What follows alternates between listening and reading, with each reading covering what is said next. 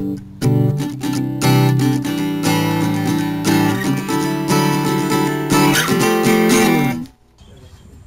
was figuring I'd do some painting this morning. I thought to myself, why not put on a rational function? Every house needs a rational function.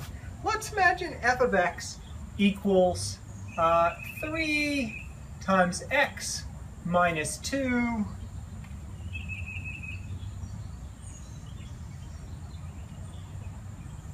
over, let's see, x plus 2, x minus 4. Seems like a nice rational function. X minus 4. How do we go about graphing that? Well, first off, we have to think about the intercepts. So remember, an x-intercept, that's where y is equal to 0, right? So if y was equal to 0, the output was equal to 0, that would mean the numerator was equal to 0. So 3x minus 2 was equal to 0. So where would that be equal to 0? 3 can't be equal to 0. Where is that equal to 0? At x equals 2. So let's imagine we were going to graph this thing down about here.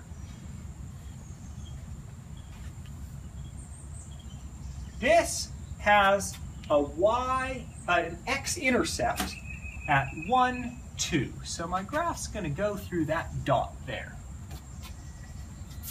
Now, what about y-intercepts? Remember, y-intercepts are when x is equal to 0. So I need y equal to 3 times, plugging in a 0 for x, 3 times negative 2.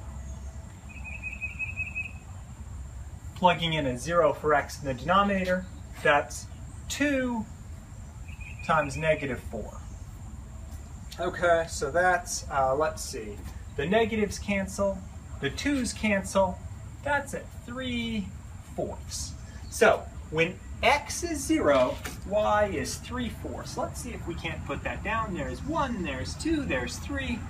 We're going to go through the dot at 3/4. Okay, well, let's look for some asymptotes here. First, vertical asymptotes, VA. Vertical asymptotes are where the denominator is equal to 0. So the denominator is equal to 0 at x equals negative 2. Can you see that? And x equals 4. So we're going to put dashed vertical lines at x equals negative 2. And x equals 4. Sounds good. What about horizontal asymptotes? Well, here we have to think about the degree of the numerator. The degree of the numerator is 1. If you distributed everything out, the highest power of x would be 1. The degree of the denominator is 2. Distribute everything out and you get an x squared term. So since the degree of the numerator is less than the degree of the denominator, we have a horizontal asymptote at y equals 0. That means the end behavior, the right and left end, is going to get really close to that line. Well, what about slant asymptotes or oblique asymptotes? Remember, if you have a horizontal asymptote, you don't have a slant asymptote. So we have none of those. Now my goal is to go through these 2 points and to follow these vertical asymptotes. So I have to shoot off to infinity here, go through those intercepts, follow through here. Now, as important as this being an intercept, I never intercept this line anywhere but that point. I cannot cross the x-axis anywhere besides that. So, will I be above the x-axis or below the x-axis here? Since this is only a single power, this asymptote, I'm going to go down on one side, up on the other side, and out with the horizontal asymptote right there. Similarly over here, this vertical asymptote is only a single power, so one end goes up, the other end goes down.